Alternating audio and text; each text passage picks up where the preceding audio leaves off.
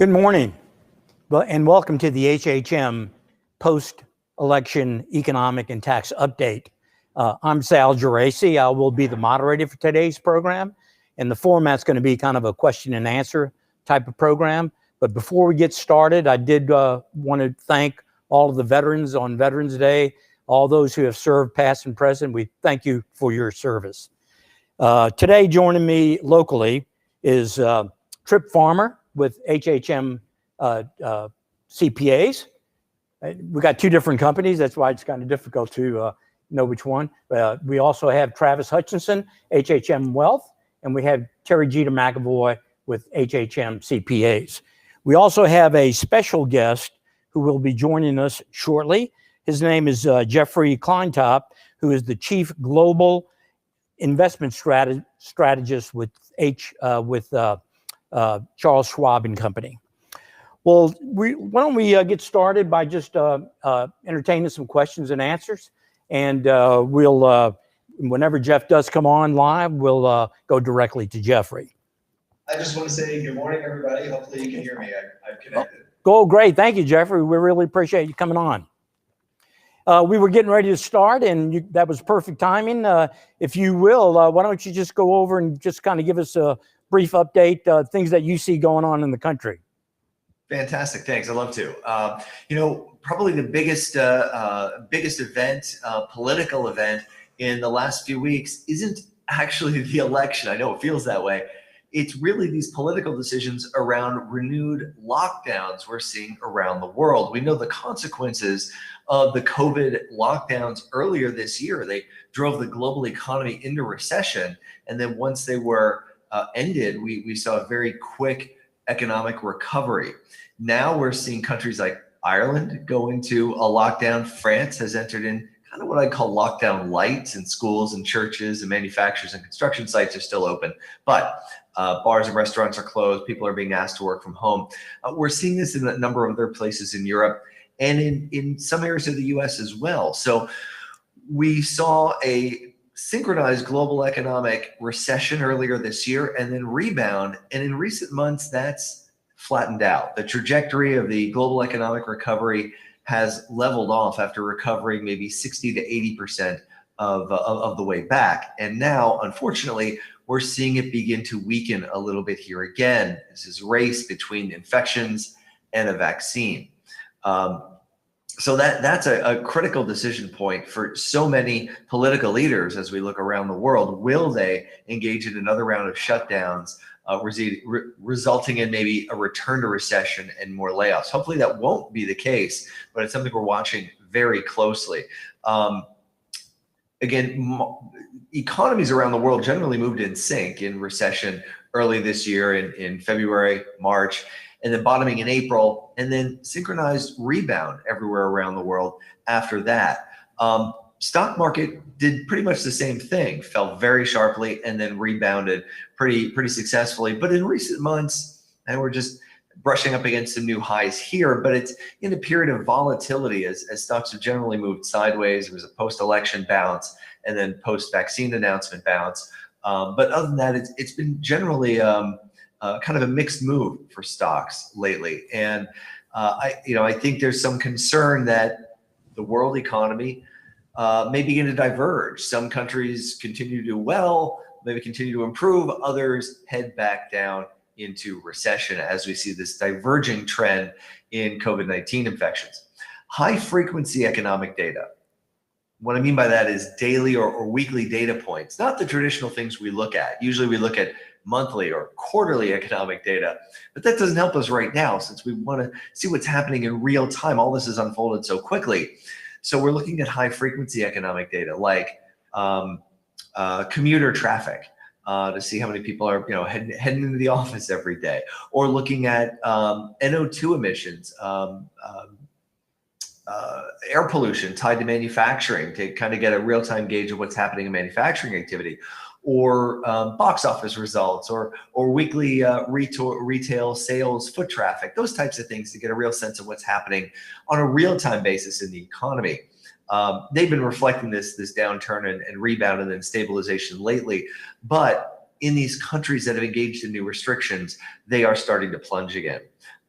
They really pulled back in France, starting these new restrictions that were put in place in October. They're due to expire at the end of November. We'll have to see whether they've been effective or not. So far, we're seeing the case count come down in France in response to that here in the first week or so, but can't be sure that things are going to reopen again. Again, these restrictions are being called a lockdown, but there are differences, right? Schools are open, churches are open, manufacturing sites are open, and they were all closed during the first lockdown. But they're still weighing on high-frequency economic indicators, even though they may have less of an economic impact than in the spring lockdowns. The French stock market seems to agree with that. I'm just singling out France here because it's just the one right now that's had probably the worst surge in COVID cases, and correspondingly a very aggressive closure of parts of its economy. But French stocks have been doing really well this month. And some of that's in response to the vaccine, but some of it's just in response to the market's outlook that they'll be successful in containing the virus and not have much of an economic impact.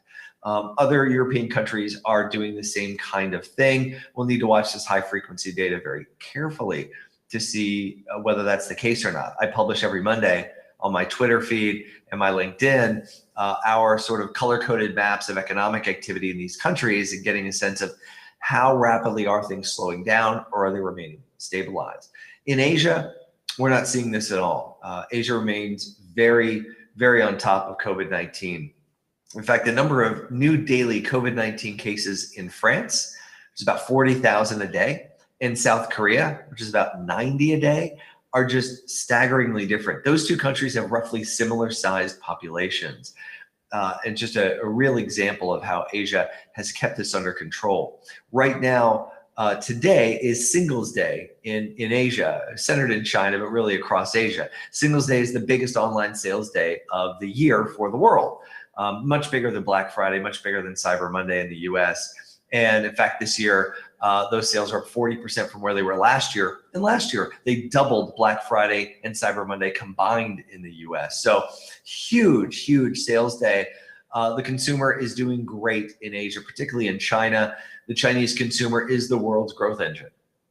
It's not been the US consumer for a few years now. It's not Europe. It's really the Chinese consumer for huge major companies. Not that they have big Singles Day sales, but GM sells more cars in China than they do in the US. Coca-Cola sells more cases of soda in China than they do in the US. So many, many companies that we think of as classically American are actually very tied to this Chinese consumer growth trend. It's doing very well, given that they've really contained COVID. There are very few restrictions in place at this point. When there is a location, a city in China where there's a breakout of COVID-19, they shut down the entire city and test everyone. A few weeks ago in Qingdao, they tested 9 million people in about 4 or 5 days. Just line them up. Hard to do in a Western economy. I really hate to see if they tried to do that here in Massachusetts. I don't think we'd fall for that, but in China they do, and it's worked very well for them after that initial cover-up of the COVID breakout locally back in January. They've really been on top of this.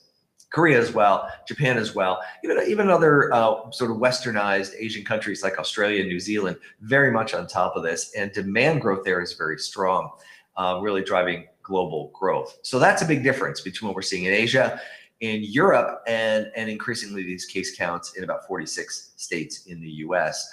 There are only a few areas of the world where we're seeing healthcare systems overwhelmed. France is getting close, Spain, and Wisconsin is also getting close. So there's a number of places, nowhere near Asia though, that growth remains on track. Now, there are clearly differences in infections and restrictions, therefore, between, let's say, what we're seeing right now in Europe and in Asia. But the impact has been the opposite in stocks. Actually, European stocks have done very well this month, much better than Asia. And one of the reasons I think is because of the way the restrictions are targeted. I'm spending a lot of time on this, but I think it's really important. And I'll talk, maybe address the election in a second and some broader picture issues. But I think this is critical for what stocks do in the coming days, weeks, and months, and the outlook for next year. These restrictions that I talked about, lockdown light, are mainly targeted at services, travel, restaurants, entertainment, rather than manufacturing. The pandemic has led to a boom in manufacturing as consumers have shifted spending towards goods rather than experiences. Now, manufacturing makes up only about 17% of the global economy. It's only about 11% of the US economy. So it's not enough to offset the weakness in the economy or jobs, but for stocks, manufacturing businesses make up about 50%, half of global stock market capitalization. So earnings and profits and the stock market, I should say, profits in the stock market are doing much better than the economy and jobs. And that's one of the reasons why stocks have done so well and recovered their losses here in advance of the economy recovering its losses or jobs recovering its losses, simply because of that different exposure to the manufacturing sector. It's one of the reasons why the French stock market is also doing very well this month, despite leading the world in terms of these lockdowns, because the French economy is really dominated by manufacturing. Industrials is the biggest sector of the French stock market. So they're really benefiting from this boom that we're seeing in manufacturing. We've just gone through the earnings season here in the US. About 450 of the S&P 500 companies have reported. Earnings have come in very strong. 85% of companies have exceeded expectations, despite the fact that analysts were raising those expectations throughout the quarter. So we're doing fairly well there. Earnings are down about 8% from a year ago in the third quarter, way better than the down 30% they were last quarter. It may take until the middle of next year to fully recover all the earnings that were lost here till we get back to where we were. But we're on track for that. It's another one of the reasons why the stock market has done fairly well. Now, let me shift for a second to the election here, and then we can open it up to more Q&A. So I think it's obviously an important topic people are really focused on. I don't think there are a whole lot of election takeaways. Let me say that usually the markets and the economy have more of an impact on the election than the election does on the markets or the economy. Certainly true this year, I think is going to be true. So I'm not expecting sweeping legislative changes given likely a very gridlocked Congress. Of course, we'll see what happens with Georgia in January, but it looks to be no major changes there affecting regulation in a lot of key sectors. Therefore, it's really about what can be driven from the top down, from the White House. I think one area of the market that's really gotten carried away is green stocks, solar, wind companies. They've outperformed traditional energy companies by 80 percentage points over the last 4 months, 80, really pricing in sweeping changes to environmental reforms, looking at the US re-engaging with the Paris Climate Agreement. But what will go along with that are carbon taxes and tariffs and a lot of other things that will require legislation that I don't think we're going to see. So I think those stocks are a bit extended, and that gap between green energy, and alternative energy, and traditional energy companies, I expect to close here. Not maybe entirely, but continue to move back towards each other over the coming months.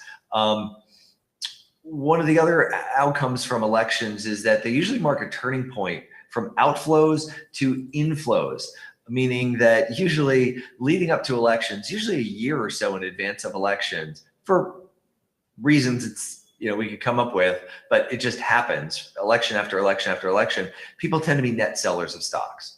They buy bonds, they're net selling stocks. We can see that with mutual fund and ETF flows, overall market flows. And then for whatever reason, right after the election, that money turns back into inflows. Doesn't seem to matter who wins, but we tend to see this big shift that usually runs a year or so of money coming back into the stock market. And this is, I think, really important here and could set us up for a more positive story in 2021 for the stock market after, I guess, what's already been a relatively positive story this year given the recovery. But, for years now, it's really just been corporations and share buybacks that have lifted the stock market. Individual investors have been sellers. And individual investors are usually the 800-pound gorilla when it comes to the markets. They're the big buyers, and they haven't been. They've been net sellers. This could be sort of a second wind for this recovery as we look out over the next year. If we finally see that begin to turn around, even as corporate share buybacks have pulled back in the recession and in the aftermath, we're seeing individual investors begin to step up here. That's clearly been the case with some pent-up demand in the last week or two. And that could extend over the course of, if not the next several weeks and months, if not over the next year, at least over the next several weeks and months. One thing, and I'll wrap with this, that we should focus on, or maybe I'll conclude with one more point after this, but usually this period between election day and inauguration day is one that includes some geopolitical developments. We tend to see countries with interests counter to those of the US tend to take some type of action in conflict with those US goals. In the past, it's been Iran, North Korea, China, Venezuela, we could Russia, Iran. We certainly have plenty of candidates that could take some action here as the US appears inwardly focused and maybe not aligned with the ability or a willingness to respond directly to some of these threats, whether it's some action in the South China Sea for China, or regard to Hong Kong or Taiwan, or whether it's Russia consolidating its gains in Syria, or Iran, whose back is against the wall with these oil sanctions, might look to do something in the Straits of Hormuz. Venezuela could crack down on the opposition there. Whatever it is, usually the US would be able to respond. May not respond this time. In any event, the point is that, or at least that would be the thought. Stocks tend to freak out a little bit, but the degree to which they freak out depends on the global economic backdrop. When we're in a recovery or an expansion, stocks tend to just pull back 5% or so and then rebound fairly quickly. When we're in a recession, they don't. They tend to pull back and continue to fall. Usually these geopolitical events shave around 5% off the stock market. Again, short-lived, and we usually get a quick rebound when we're in a recovery. I think the most similar environments to the current one might have been in 1980, the transition to the Reagan administration, and 92, the transition to the Clinton administration. And the reason is we had a recession in early 1980, and we had a recession in 1991. So we were early in the recoveries when we got to those elections. And so the economy was still vulnerable to a shock. And so when we get a geopolitical shock, the market maybe freaks out a little bit more. But despite that, despite the Iran hostage crisis peaking there in January of 1981 during the transition period, or despite the lead up to the Iraq war with Iraq moving anti-aircraft missiles into the no-fly zone and we bombing them, the US airplanes and allied airplanes bombing them in January of 92, the market pulled back, but then rebounded fairly quickly on the back of strengthening economic activity. I think that's the key this time around. Strengthening economic activity. Hopefully that continues again in this race between infections and the virus, and the markets look favorably on that, and they rebound fairly quickly. Okay, last point is one of rotation. Whenever we start a new economic cycle globally, a new market cycle as well, we see new leadership. New cycles mean new leadership in the markets. One thing that's very interesting to me right now, within the stock market, I think there's something hiding that I believe is a long-term shift favoring international stocks that's just getting started. The capitalization weighted and equal weighted stock market indices usually don't drift too far apart. What I mean by that is capitalization weighted indexes are those that we're used to looking at, where the biggest stocks in the market get the biggest weight. And in the US, those FANG stocks, those internet darling stocks, make up 25% of the stock market, of the S&P 500. So whatever they do, the stock market tends to do. Looking at an equal weighted index, well, for the S&P 500, that will be every one of those 500 companies getting the same weighting. Kind of a way of looking at what the average stock is doing. Usually the biggest stocks in the capitalization weighted index and the average stock measured by the equal weighted index don't drift too far apart. But this year they really have in the US. The FANG stocks have outperformed by a wide margin this year. And that outperformance by the biggest US stocks is masking a change in leadership by the average stock. So far this year, the average international stock has been outperforming the average US stock when we measure them using the equal weighted indexes. That's probably a huge surprise to a lot of people. It hasn't happened in a long time. Leadership tends to last for many years, even a decade before reversing. It usually switches between the US and international stocks at the start of a new cycle. For example, after international stocks outperformed in the 80s, the 91 recession saw a shift to US outperformance. Then the 2001 recession saw a shift back to international. Then the 08 recession flipped the switch again to US outperformance. And now the start of a new cycle seems to be switching again to international outperformance, driven by a number of factors we haven't seen in many years: a gap in valuations and profit margins and earnings expectations. It's as behavioral as much as it is fundamental. After a full cycle of outperformance, expectations and valuations and margins get stretched and begin to mean revert, with the catalyst being the start of a new cycle. I talked about this cycle coming with my 2020 outlook I published a year ago. The takeaway is that rebalancing portfolios and making sure you've got broad global diversification is really valuable right now, I think, in ensuring you remain on track to your financial goals.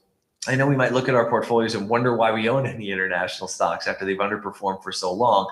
And it's because of these rotations. Over the long term, they outperform and then they underperform for a cycle and they outperform again. But we're embarking on a cycle of outperformance here, I believe. And we're starting to see this show up already this year with the first year of outperformance for international a long time. So this is key to staying on the path to long-term financial goals. So rebalancing, broadly diversified asset allocation finally begin to pull its weight here starting this year, and I think paying off in the years ahead versus just those FANG stocks that have really been the place to be for the last the last decade or so. So let me stop there. Tons of information. I know I talk really fast, but I'm sure we can get into more fun and details. Anything you're interested in the Q&A. Thanks. Jeffrey, before we leave you, let me ask you, you mentioned several factors. Do you have any particular risk areas that would apply to the typical taxpayer investor that they should not be doing at this point in time?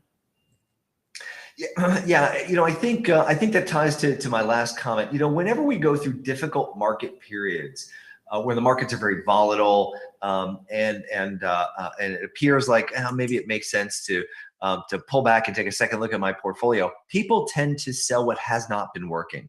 Meaning they look at their portfolio and they over-concentrate in those stocks or those asset classes that got them here, that were the best performers in recent years. That often works during a cycle. Concentrating in the leaders makes some sense. Now we're seeing a rotation. For example, the communication services sector, which houses most of those FANG stocks, has now really started to underperform. In financials, a sector we haven't seen perform since before the great financial crisis in 08-09, is now leading the way, one of the best performing sectors of the stock market for a variety of different reasons. So I think behaviorally, it's very difficult to sell the leaders and buy the laggards. But that's what rebalancing is all about. And that's what a disciplined approach to investing is all about. So I know when you're looking at your portfolio, you say, hey, I don't want to take those taxable gains. I don't want to sell those winners. They've been great. They got me here. Let me just sell this other stuff in my portfolio where I don't have as much of a gain and hasn't really been doing well. That's the opposite of what you want to do right now. You actually want to lighten up on those areas that have been the winners. Take those taxable gains, pat yourself on the back for those wins, and reinvest those into the areas in the market that have lagged. You don't want to let that behavioral aspect drive too much of your portfolio decision making. Discipline right now is really important. Thank you, Jeffrey. Talking about taking gains, I want to address the first question to Travis. Jeffrey was talking about gains. Why don't you spend a minute or so on loss capturing?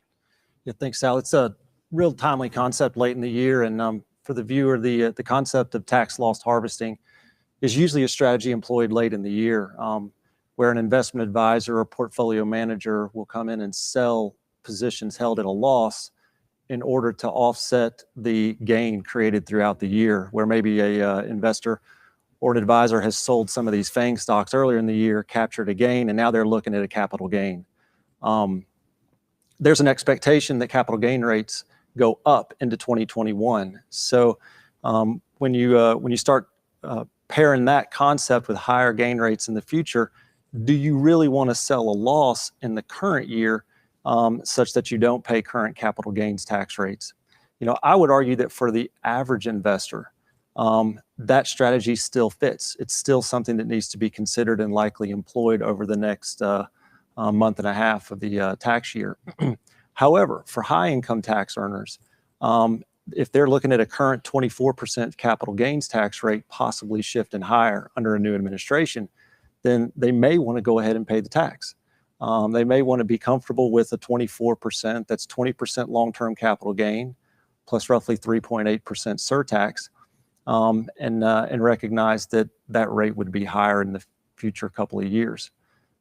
In addition to that, we would argue that those high income earners, and so by high income, we generally classify 400,000 and above of income. If the rate is going higher, and if there's a need for liquidity over the next couple of years, you may actually want to accelerate some of your sales back into 2020. Certainly, I'd look at that on a investor client by client basis. But without a doubt, that's something we'll employ over the next couple of months. Thank you. Next question, Tripp, I'd like to ask you a question. Again, and this anticipates tax laws that may or may not happen next year. But if you own a business and you're acquiring major assets, the issue of the type of depreciation, what would you say? What would you advise the business owner his best strategy would be?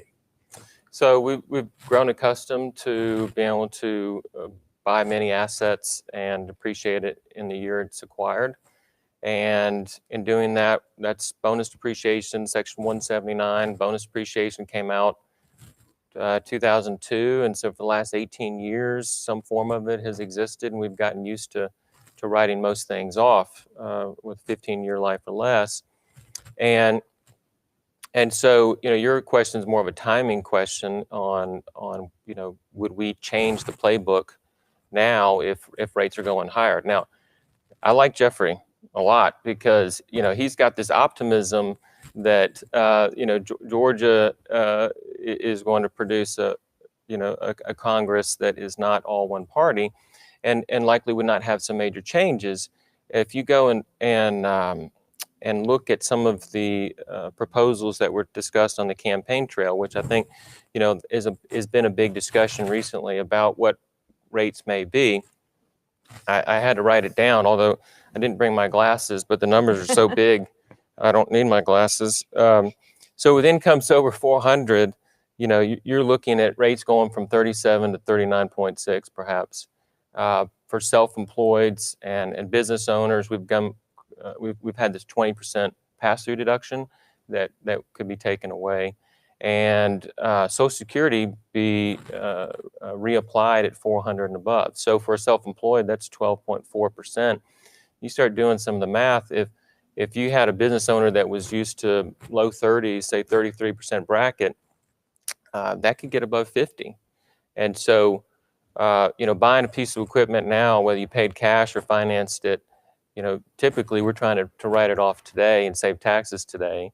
But if rates were to go higher, that begs the question on whether you delay it. And thankfully, that decision doesn't have to be made today because you're not filing the return until spring or fall next year. And that doesn't always get me out of answering that question, but I think having that conversation now and trying to think through it is certainly important.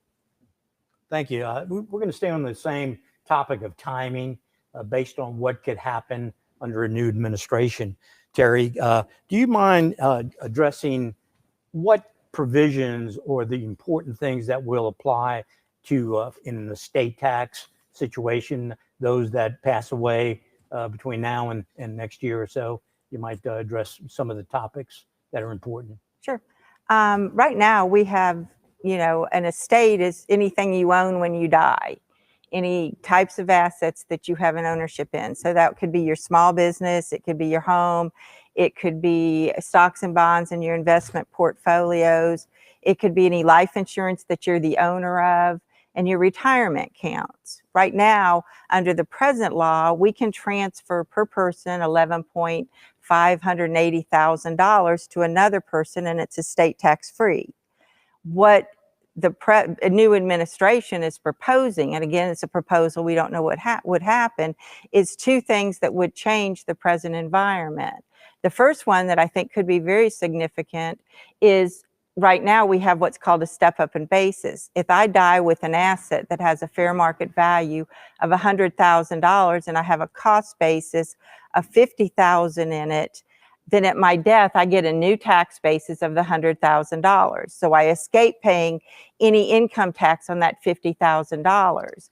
The new administration is talking about changing that, no longer having that step up, but having a carryover basis. What this would mean is if somebody inherits that same $100,000 asset from me, their cost basis will be $50,000, not the new value of $100, and they would eventually pay tax on that gain. And that could be significant because when the government's tried to do this in the past, nobody knows what those bases are sometimes, and it's very difficult to go back and reconstruct bases. So that's a significant thing to watch for. The other one is they're talking about rolling back the exemption, the amount I can transfer free at death, from the $11,580,000 to the levels of 2009 that was only $3.5 million Per person. per person. So that could be a significant change. Again, it's only proposals and we don't know what Congress might pass, but it's something to keep our eyes on. Well, it's everything's in flux right now. Jeffrey, I'd like to go back to you. And this is something that you published just in the last few days. And I'm going to take pieces out of it and try to apply your statements on earnings per share levels. Are you particularly concerned about where PE ratios are? And do you see much improvement going forward in the market valuations that are applied to some of these companies? We do have to recognize that because earnings have pulled back and the stocks have gone up, that valuations are relatively high. And in the near term, I'm not necessarily concerned about that as long as earnings continue to recover. Of course, that's again dependent on this race between infections and the vaccine. But looking out over the longer term, there's a negative to valuations that I think we should address. One is that there's little relationship in the near term between valuations and stock market performance. The price of a stock and a PE ratio doesn't tell you anything about what it might do over the next 10 days, but it tells you a lot about what the market might do over the next 10 years. In fact, the relationship between price earnings ratio and the next 10 years return is amazingly tight. And what it's pointing to right now for US stocks is a low single-digit rate of return looking out over the next 10 years. Not quite as bad as it was back in 1999 or 2000, where it was predicting negative returns, and we got negative returns, but certainly below average and way below the past cycle of double-digit returns, annualized returns on the market. That's offset a little bit by the international picture, where valuations are actually average or even below average in many countries of the world. And that's providing an opportunity for maybe modest double-digit gains, 10, 11, 12% gains. So I think in a broadly diversified portfolio, you can look forward to longer-term gains well in excess of the bond market or cash. But just purely in the US market, especially given the leadership of those FANG stocks, those tech stocks that make up such a big portion of the market and the very high valuations they have, there's some risk there to what those returns might look like over the next 10 years, relatively lackluster. So I think that's where it shows up. There's a long-term cost associated with higher valuations that don't necessarily mean next year can't continue to see solid gains. But as we look over the longer term, they erode that return potential. Thank you. Tripp, I want to go to you for a second. We've touched on the capital gains, the impact on a proposed new bill. Why don't you discuss maybe timing with regard to capital assets companies may have, especially if some have already started to enter into negotiations of selling assets, and focus too for a second on installment sales. So this year's been unusual in so many ways. The M&A activity has been strong for a number of years in terms of business owners that have wanted to sell and take some chips off the table and pass it on. This year things slowed down dramatically in the second quarter, but it's picked up here in the last 6 months of this year.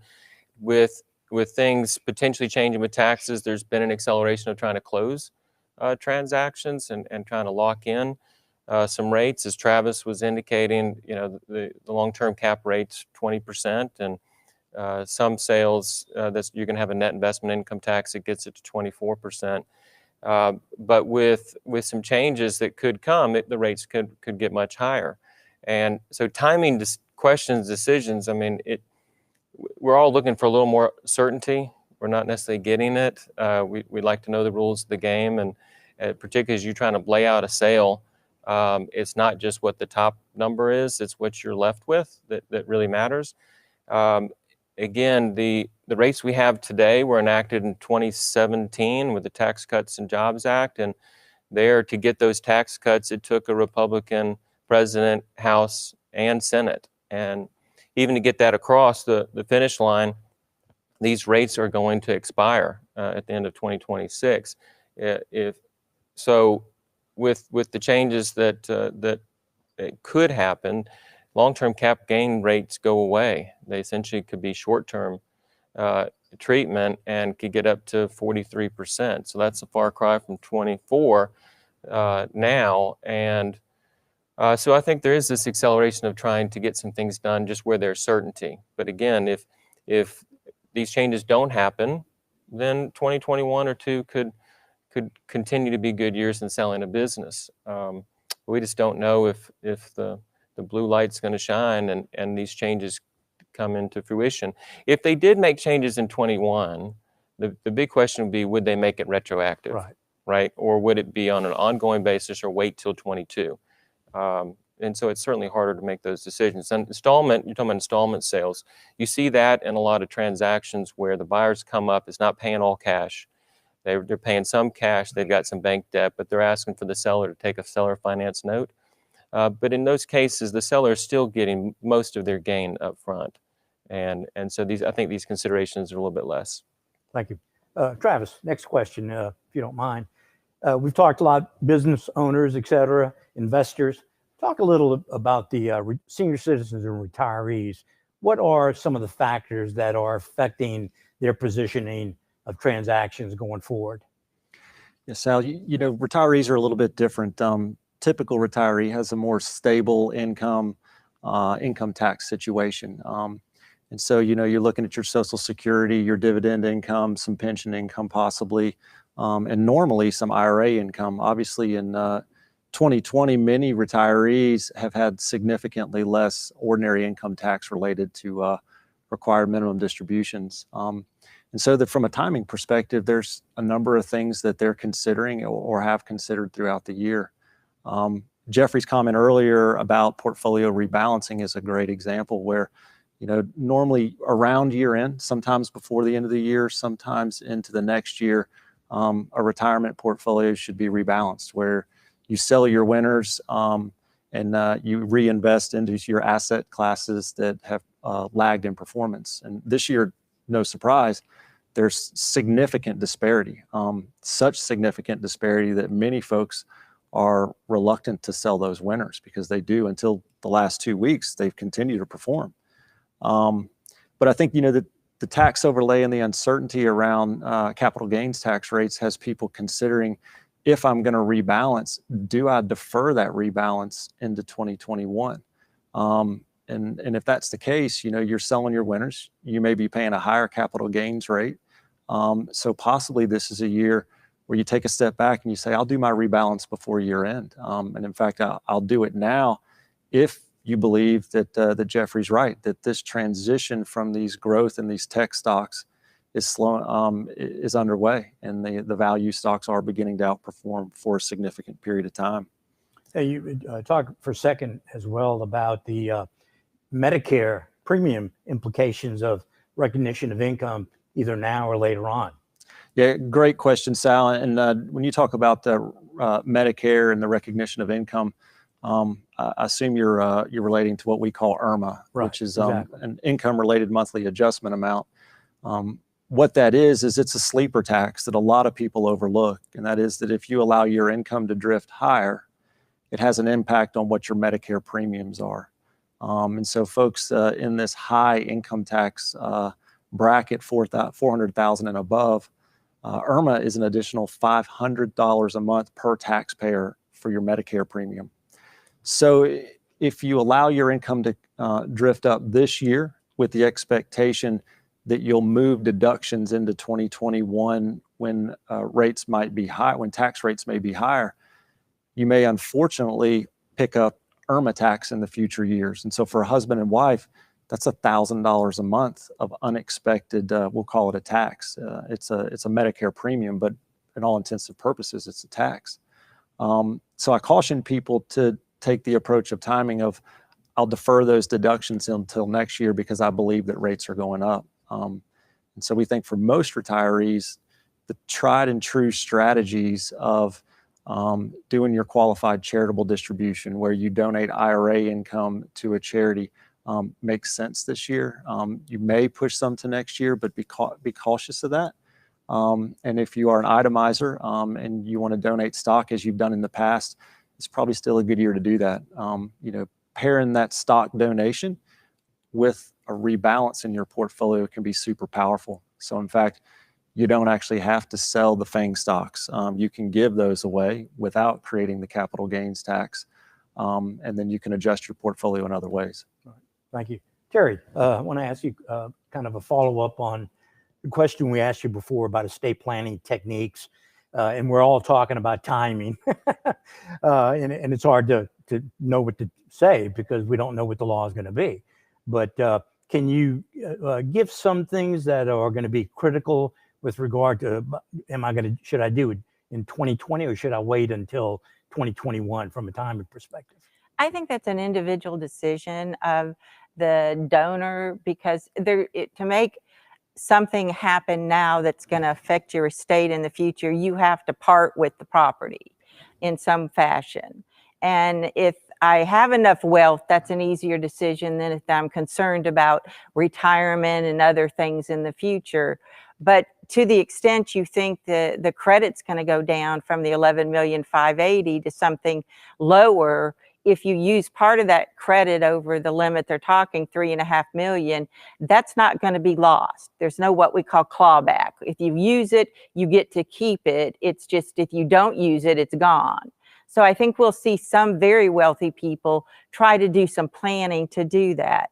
I think the other thing people will go back to what we used several years ago before the exemptions went up so high is some freeze techniques. I think we'll go back to seeing, can we freeze the value of a state so that the inflation and the growth in the assets is taken out? And I think we'll go back to what we did several years ago where we did freeze techniques frequently. From what you're saying, would you agree that these people that I would call high net worth individuals should go to their attorney to review estate planning documents before the end of the year? Yeah, I think it's a good time to take that, especially if you've not done it in several years. It's always a good time to do a checkup to make sure your documents are in order, to make sure they're in compliance with state law. The states have changed things as to what things do, and to make sure you're taking advantage of all the things you can do. Mm-hmm. Jeffrey, I'd like to come back to you if you don't mind. Pfizer announced the beginning of this week about a potentially effective vaccine. Do you see that changing the growth curve going into 2021? This is a critical development. I think it's one of those developments I think we'll look back and go, hey, that was really the start of a turning point solidifying the global economic recovery. Look, there are a lot of things we don't know about the success of this vaccine through the rest of phase 3. It's safety. We haven't gotten the report out on that. And there are a lot of other caveats. I just note a few other things that, well, let me go to the positives first. I mean, obviously, the idea that we're on a path towards a successful vaccine in the near term, and the idea that other manufacturers testing messenger RNA therapies may also prove successful. That means, Moderna and a few others that are also along this line, their solutions may be successful, and that's great. I think that there are some caveats though. Supply of the vaccine will be limited for some time. Pfizer is targeting 50 million doses by the end of 2020, but 1.3 billion by the end of 2021. Sounds like a lot, but the vaccine's a 2-dose regimen. And that means only 675 million people could be vaccinated by the end of next year. That's only about 9% of the world's population. And so I spent a lot of time in the last couple of days with my team adding up every single messenger RNA vaccine in development that could be approved in the near term and what the total dosage would be given their full manufacturing capacity.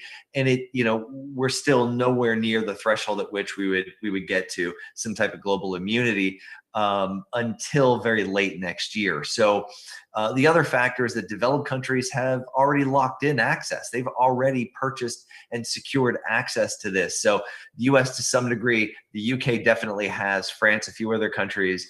Asia has not, but largely Asia has contained the virus. So again, this is affecting the world maybe a little bit differently.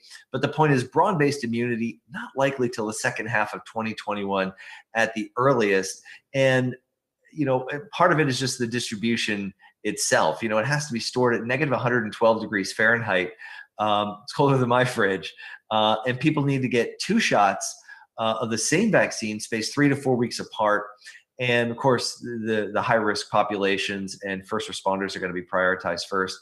And we don't know how well it works. We don't know how long immunity lasts. Do you have to get this every 6 months? And we don't know because they only tested people who had symptoms. We don't know if this works for asymptomatic cases, which are a lot of them. And we don't know if it reduces the severity of the infection if you get it. We also don't know what mutations will look like as this becomes more widespread. Will mutations be less fatal or more fatal? We just don't know. So the takeaway is that we don't want to make any rash decisions on either strong up or down days in the market. We know investing is a process that takes patience and unfolds over time. But I'm optimistic that we are on the path to a solution that somewhere in 2021, we'll get that, it'll be disseminated, and that will help unlock these parts of the global economy that remain shut down. The airlines, energy demand will be coming back. So a lot of these areas that have been left to languish in what has been a manufacturing-led recovery may begin to turn around, pick back up again, and we get some of those jobs back. But this could be a longer tail. I know it's exciting to think about, wow, we could have a vaccine, we'll have some doses by the end of the year. It could be till the end of next year that we really see broad-based global immunity and more of a return to normal. So I just want to put that out there from an expectations standpoint as we think about what this means, not just for the markets, but for our lives and sort of a return to normal behaviors. Jeffrey, let me ask you a question. Are we still in recession? And if so, will the vaccine help that to maybe get us out by next year sometime? Hey, great question. Yes and no. Parts of the global economy are absolutely booming right now. Some countries are doing great. China is the only country in the world that's actually going to grow this year because it recovered fairly quickly and earlier than the rest of the world. Many parts of the world have bottomed and rebounded. There are parts of the world that are still suffering, and there are industries that are still suffering. And I mentioned airlines. Certainly airlines are still in a recession. When you take a look at restaurants are still in a recession. Hotels are still in a recession. Many service industries are. And so we've got what we've come to refer to as a K-shaped economic recovery. People often talk about a V-shape, right? Things went down and then rebounded fairly sharply. But we really see kind of this bifurcated trajectory where manufacturing related businesses are doing fairly well, but service related businesses are not. And there are a lot of jobs, as I mentioned, jobs in the economy tied to those service businesses, even though the stock market is more tied to manufacturing. And that's part of the difference there. So yeah, I do think as we get more consumer confidence, as we get more of a return to everyday life, there's a lot of pent up travel demand. We can see that in some of the already airline bookings, but bookings for next year are really starting to pick up very steeply. And that's all a good sign that we can more fully emerge from recession. Right now, we've got 1 foot out and 1 foot in, but I think we'll hopefully have both feet out somewhere in the second half of next year. Let me go on. I want to ask you another thing.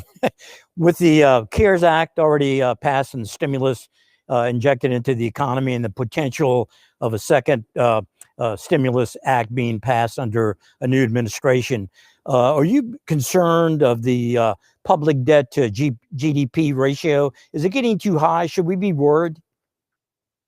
This is the thing that worries me most. And this is, if there's something I lose sleep over, it is the amount of debt in the global economic system.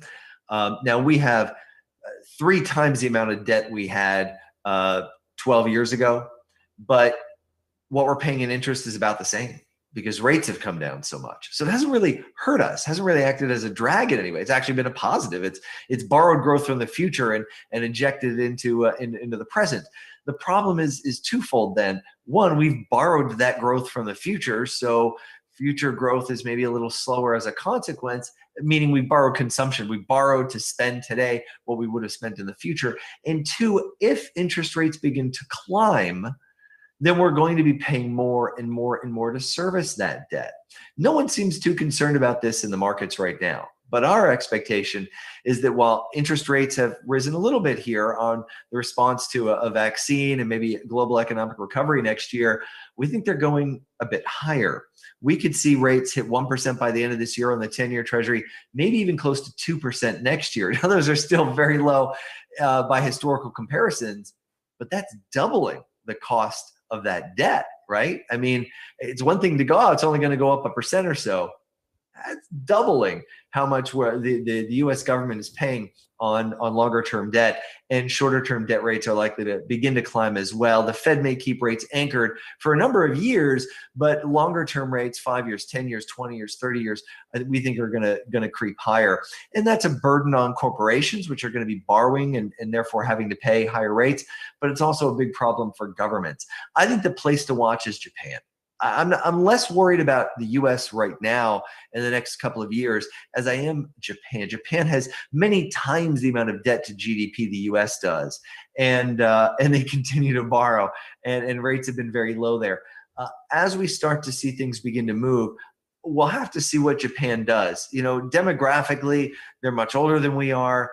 There's really no way out for them to pay off this debt. So the pressure release valve would normally be the currency. So if we start to see the yen starting to become devalued, then we know what the likely consequence is going to be. But maybe Japan will figure something else out. After all, they went to zero interest rates in 1999, leading the rest of the world in that direction. They started quantitative easing way before the rest of the world, and to drive longer term rates lower, and maybe and the rest of the world followed that. Maybe they'll come up with another way of kicking the can down the road.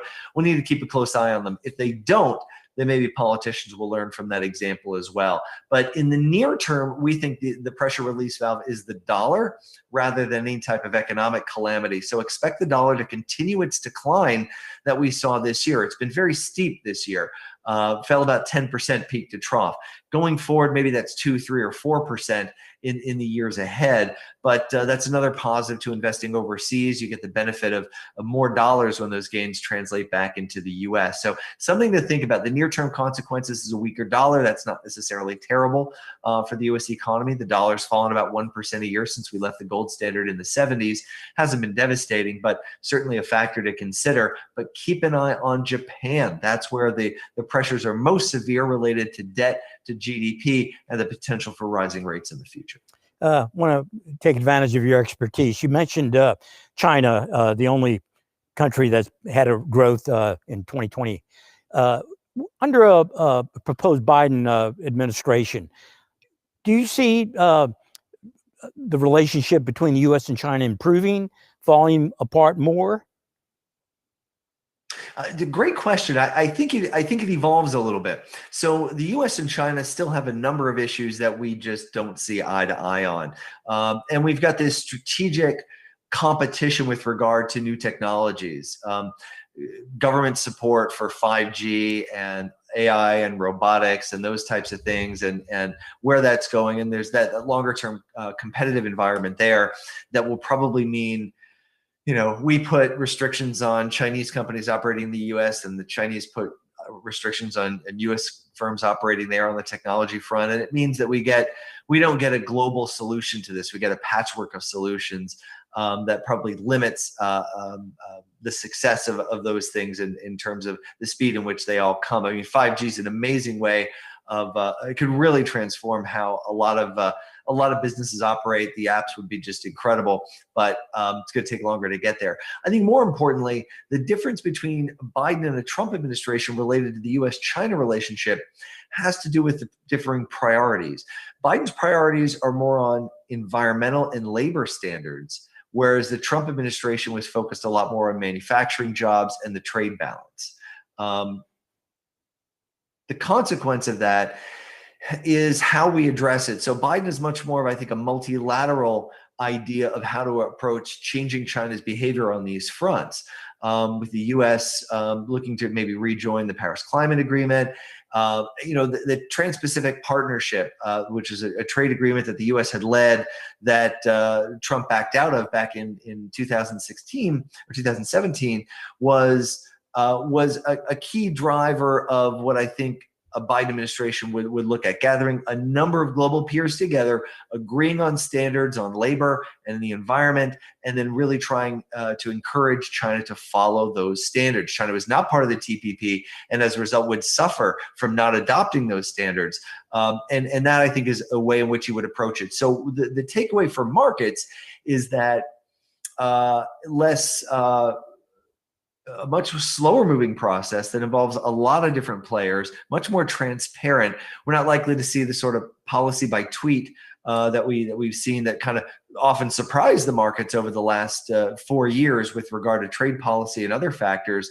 So I think this is maybe less volatility for the markets. Doesn't mean a rosy relationship between the U.S. and China. We still have a number of longer-term conflicts and issues we don't agree on. But I think the way those will be addressed is in a way that's much more friendly for the markets as we look at the relationships and the prospects for companies. Remember, there has been a number of tariffs put in place and counter tariffs put in place, and that's really made it challenging for businesses trying to operate. I mentioned before how there are a number of classic U.S. businesses, very well-known American businesses that sell more products in China than they do in the U.S. That's really important. So thank you. We got about a minute left. If we really appreciate you coming on, giving your expertise.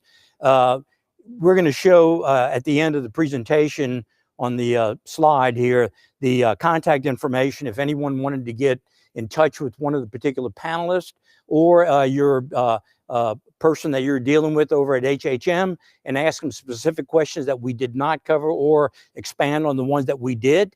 There's an email address and a telephone number, and we invite you to take advantage of that. I think it's probably an evolutionary thing over the next month or so as we see the political situation unfold, but I think it's going to get to the right place. And again, take advantage of the information. There's a lot of really good people at HHM, and they are very knowledgeable in a lot of different topics. So this is Sal Geraci, and I want to thank everyone on the panel today for appearing. Thanks a lot for tuning in. And again, if you want to get a hold of us, please take advantage by emailing or telephone. Thank you much, and we'll see you again.